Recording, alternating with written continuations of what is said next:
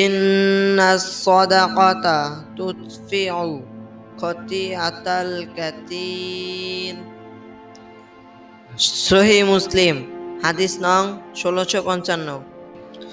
বাংলা অর্থ: নিশ্চয়ই সাদাকা নিহত ব্যক্তির গুনাহ মুছে দেয়। ব্যাখ্যা: এই হাদিস থেকে জানা যায় সাদাকা গুনাহ মাফ করার একটি বড় মাধ্যম। বিশেষ করে যাদের মৃত্যু ঘটে তাদের জন্য সদকা দান গুনাহ মাফ করে।